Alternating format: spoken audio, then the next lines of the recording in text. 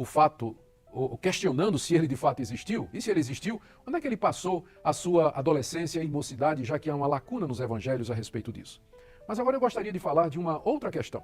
Há pessoas que acham que o Natal não deveria ser comemorado pelos cristãos porque é uma festa pagã. Eles dizem que tem muitos mitos relacionados com o Natal. E eu vou dizer a vocês, eu acho que eles estão certos também. Pega, por exemplo, o presépio. Todo mundo sabe o que é um presépio.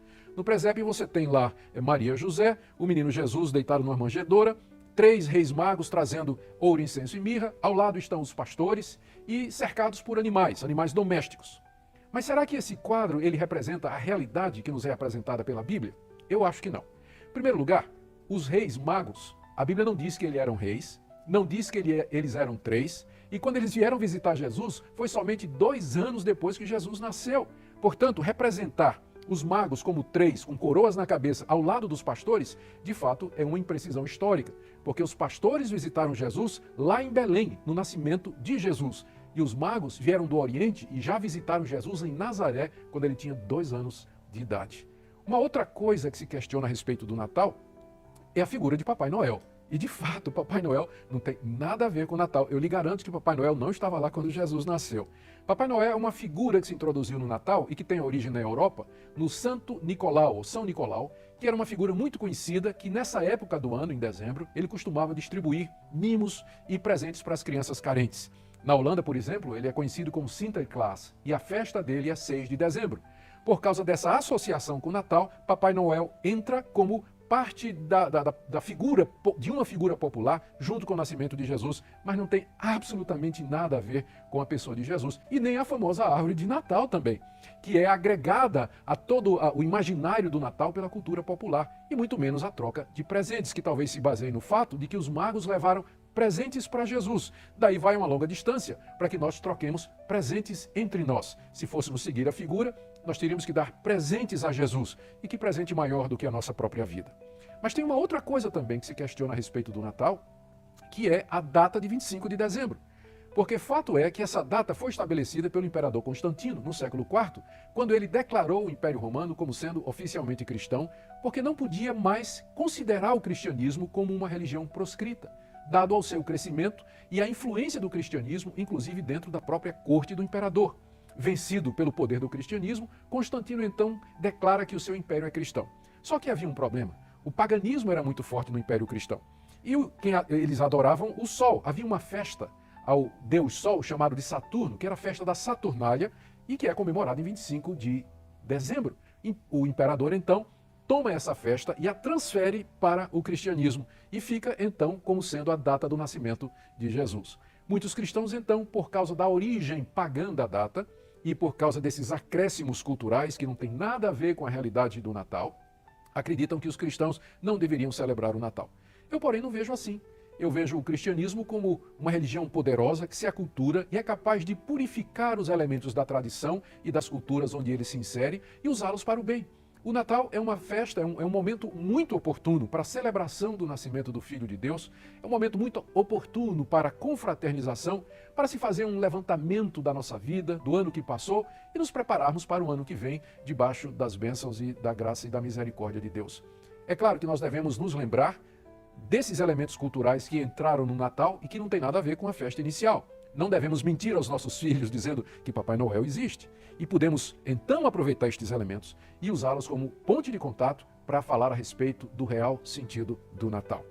Então, estas são algumas das objeções que se levantam contra a prática do Natal ou a celebração do Natal por parte dos cristãos. Eu não creio que nenhuma delas tenha qualquer validade, mas apenas servem para nos alertar, para não misturarmos as coisas. Mas isso levanta a questão que nós vamos ver agora no último bloco. Qual então o sentido do Natal? Por que comemorá-lo? Por que essa festa é uma festa de natureza mundial? Por que no mundo todo milhões de pessoas nessa época do ano começam a cantar hinos natalinos, trocar presentes, se preparar, ter uma celebração em família, falar de boa vontade, de amor, de perdão e de reconciliação? A que se deve tudo isso? Fique conosco. No próximo bloco falaremos do verdadeiro sentido do Natal. Eu creio que o significado do Natal está muito bem contido no nome do aniversariante, Jesus.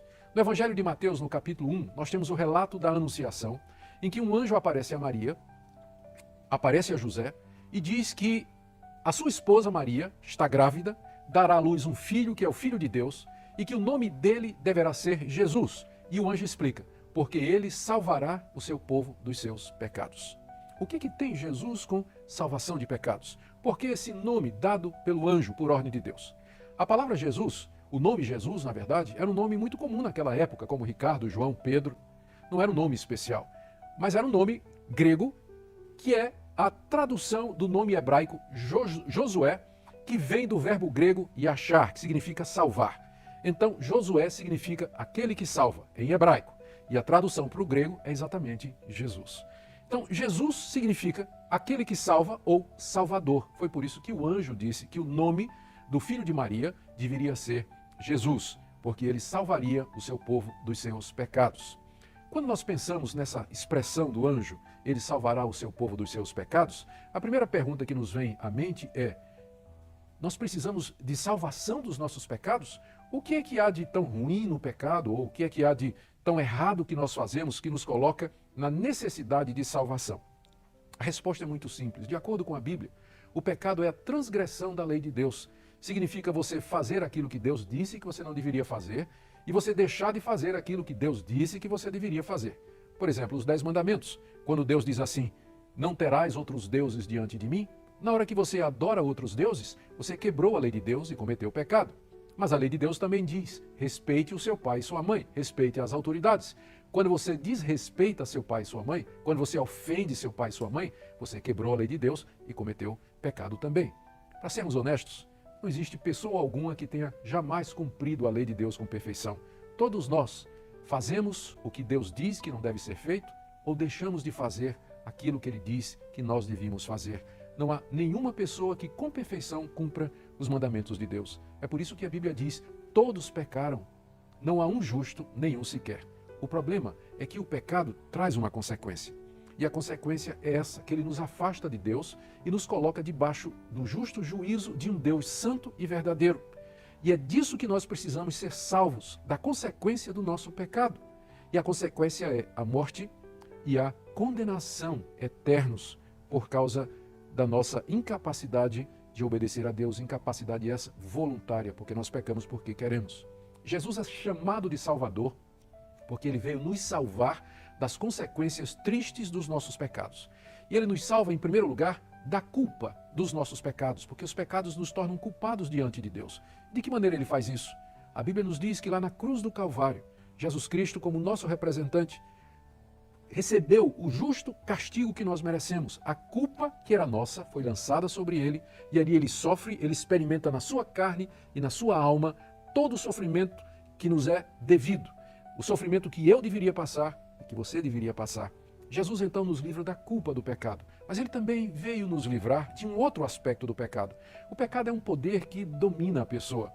O pecado escraviza as pessoas se habituam a fazer as coisas erradas, elas desenvolvem hábitos pecaminosos, elas desenvolvem atitudes erradas, elas se acostumam a fazer o que não presta, não é verdade? Você sabe o que eu estou falando, como é difícil lutar contra uma tendência, um desejo que você sabe que não está correto.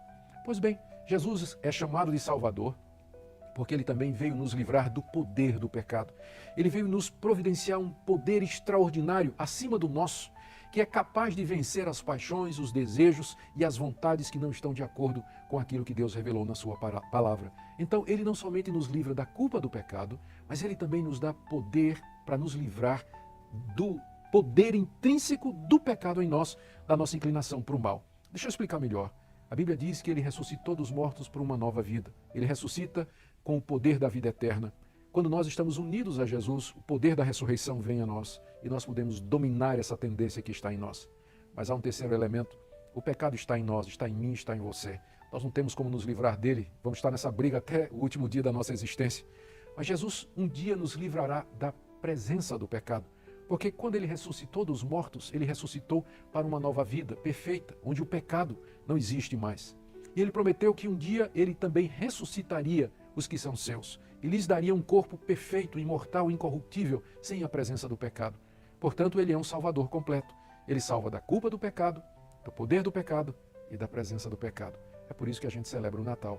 É por isso que nós nos alegramos no Natal. É por isso que o nome dele é Jesus.